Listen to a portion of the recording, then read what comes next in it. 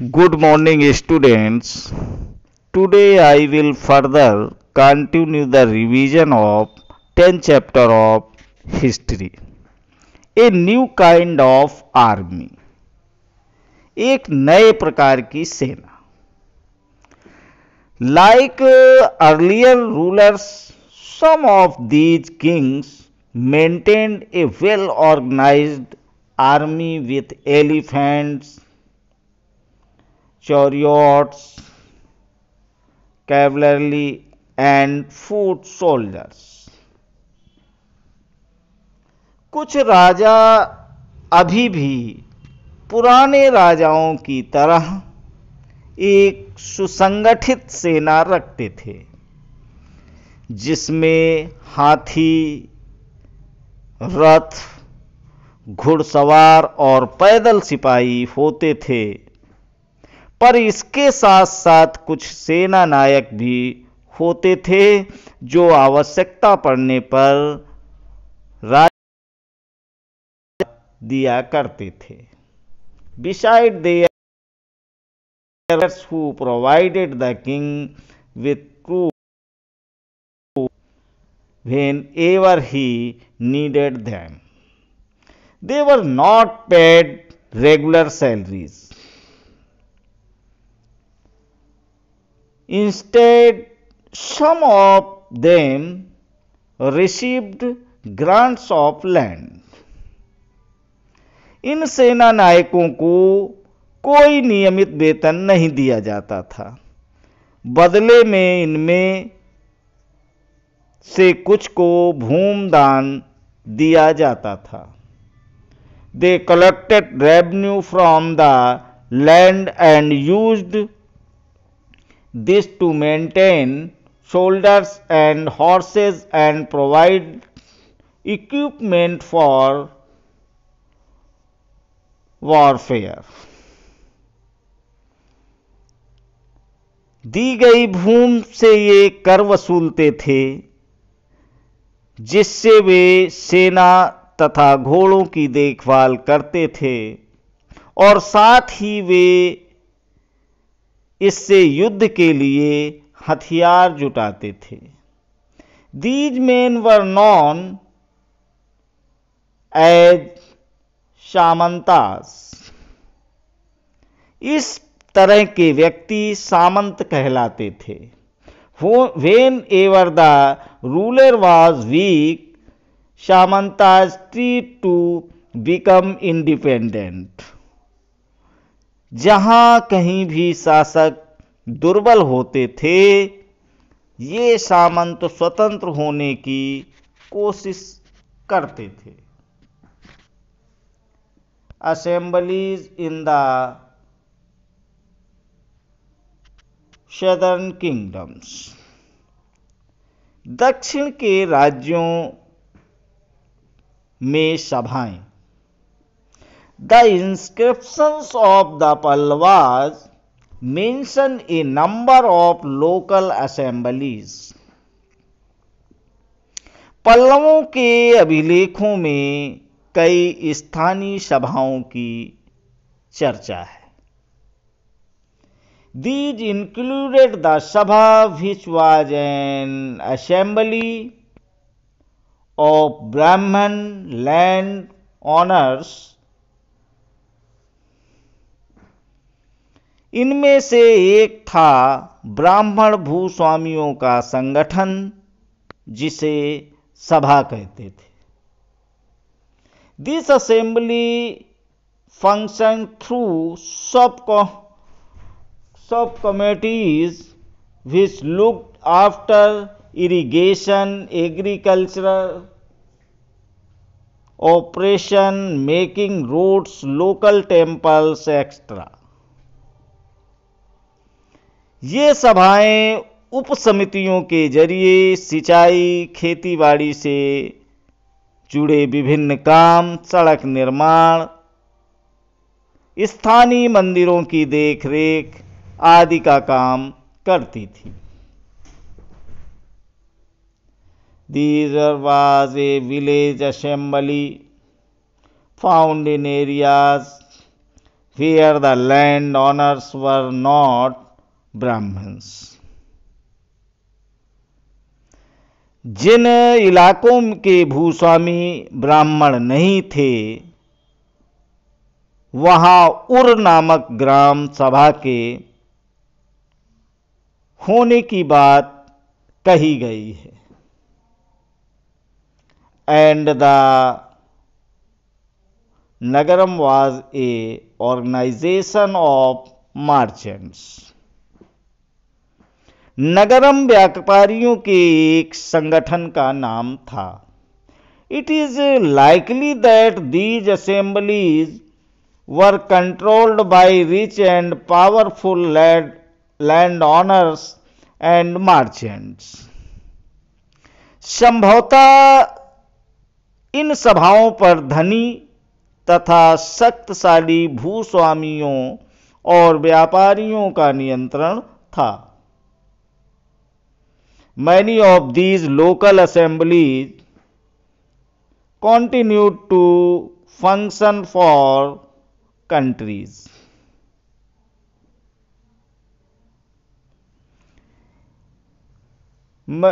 Many of these local assemblies continued to function for centuries. इनमें से बहुत सी स्थानीय सभाएं शताब्दियों तक काम करती रहीं। Ordinary people in the kingdoms. उस जमाने में आम लोग। We can catch an occasional glimpse of the lives of ordinary people from plays and other accounts. Let us look at some of these. जनसाधारण के जीवन की थोड़ी बहुत झलक हमें नाटकों तथा कुछ अन्य स्रोतों से मिलती है। चलो इसके कुछ उदाहरण देखते हैं।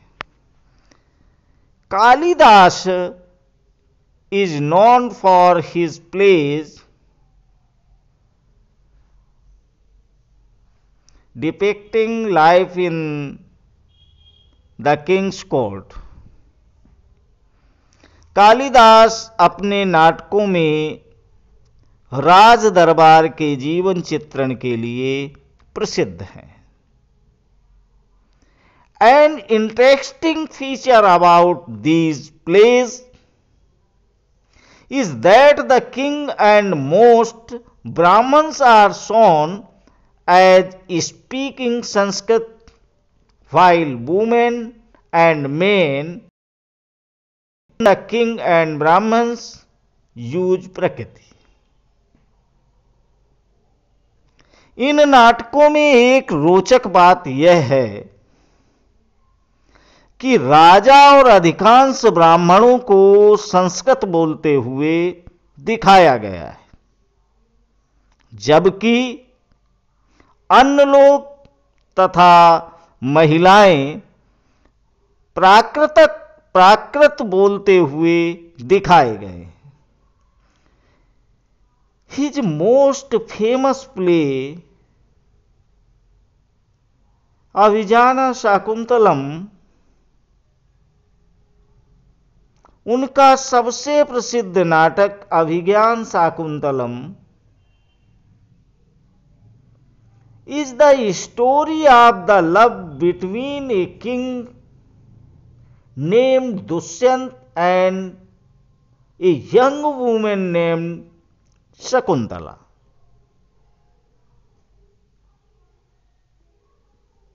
उनका सबसे प्रसिद्ध नाटक अभिज्ञान शाकुंतलम दुष्यंत नामक एक राजा और शकुंतला नाम की एक युवती की प्रेम कहानी है। We find an interesting description of the plight of a poor fisherman in this play. इस नाटक में एक गरीब मछुआरे के साथ राज कर्मचारियों के दुर्व्यवहार की बात कही गई। A fisherman finds a ring. एक मछुआरे को एक अंगूठी मिली।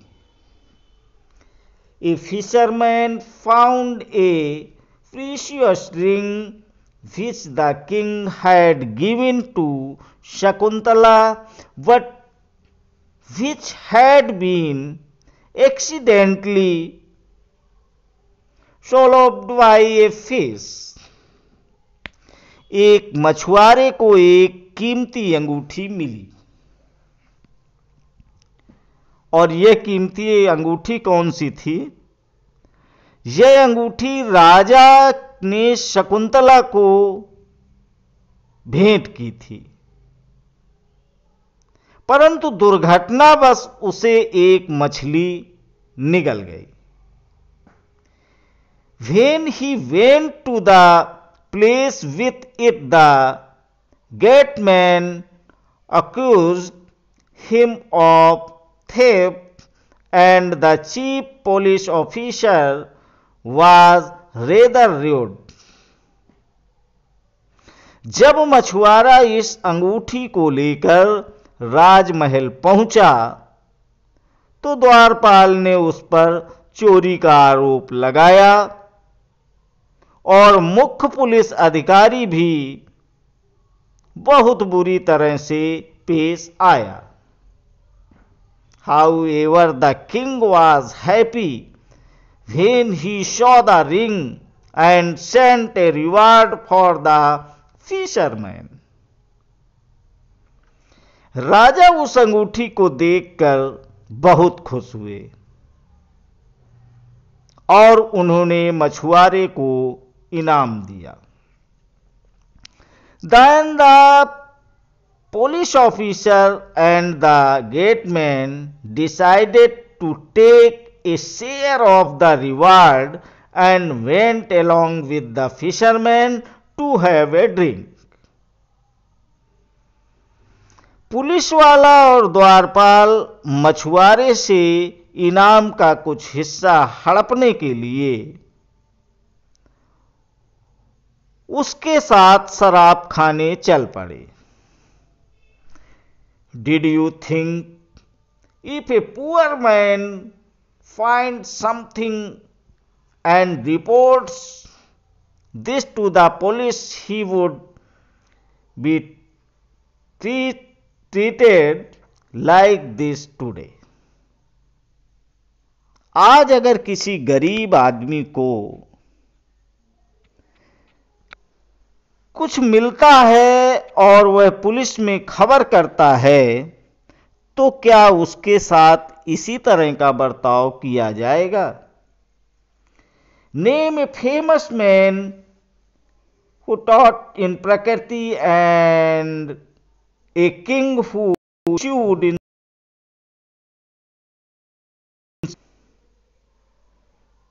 एक प्रसिद्ध व्यक्ति का नाम बताओ जिसने प्रकृति में उपदेश दिए, और एक राजा का नाम बताओ जिसने प्रकृति में अपने अभिलेख लिखवाए। द चाइनीज पिलीग्राम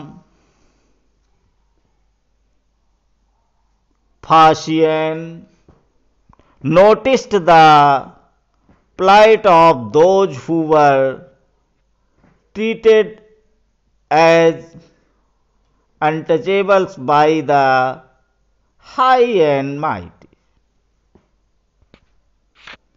चीनी तीर्थयात्री फाशियन का ध्यान उन लोगों की दुर्गति पर भी गया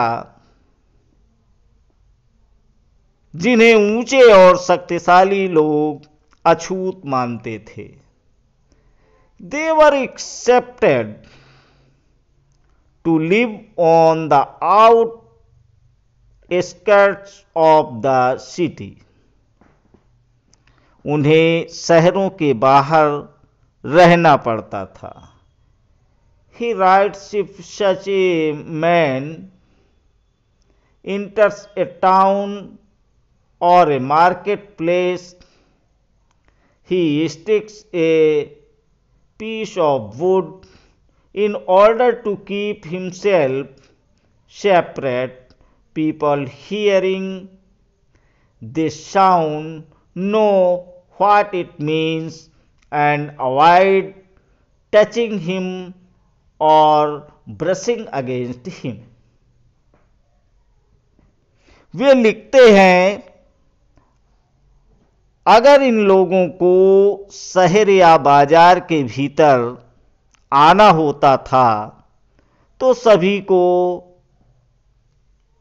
आगाह करने के लिए ये लकड़ी के एक टुकड़े पर चोट करते रहते थे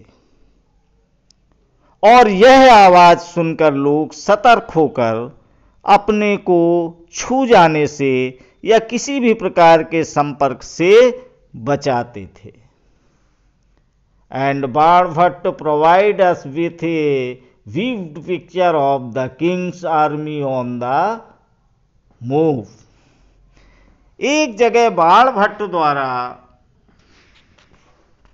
अभिज्ञान पर निकली राजा की सेना का बड़ा सजीव एवं सुंदर चित्रण किया गया है. द किंग्स आर्मी, राजा की सेना.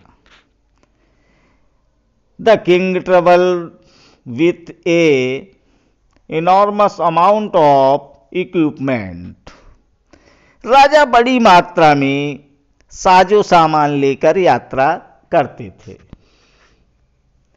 Apart from weapons, there were things of daily use such as pots, pans, furniture, golden footstools, food, including animals such as goat, deer, rabbits, vegetables, spices, carried on carts or loaded onto pack animals such as camel and elephants.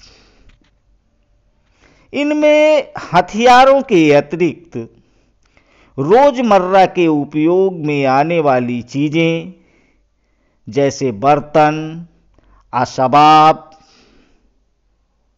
जिसमें सोने के पायदान भी शामिल थे, खाने पीने का सामान, बकरी, हिरण, खरगोश, सब्जियां, मसाले आदि विभिन्न प्रकार की चीजें शामिल होती थीं और ये सारी चीजें ठेले गाड़ियों पर या ऊंटों तथा हाथियों जैसे सामान ढोने वाले जानवरों की पीठ पर लाद कर ले जाई जाती थीं. This huge army was accompanied by musicians beating drums and others playing horns and trumpets. इस विशाल सेना के साथ साथ संगीतकार नगाड़े, बिगुल तथा तुरही बजाते हुए चलते रहते थे. Villagers had to provide hospitality along the way. They came with gifts of curds and flowers and provided fodder for the animals. रास्ते में पड़ने वाले गांव वालों को उनका सत्कार करना पड़ता था. वे दही, गुड़ तथा फूलों का उपहार लाते थे तथा जानवरों को चारा भी देते थे. They also treat to meet the king and place their complaints and petitions before him. वे राजा से भी मिलना चाहते थे ताकि अपनी शिकायत या कोई अनुरोध उनके सामने रख सकें. The army left a trail of distribution behind. Elephants often trampled down the huts of villagers, and the oxen yoked to the canvas to the caravans of merchants ran away, scared by the tumult.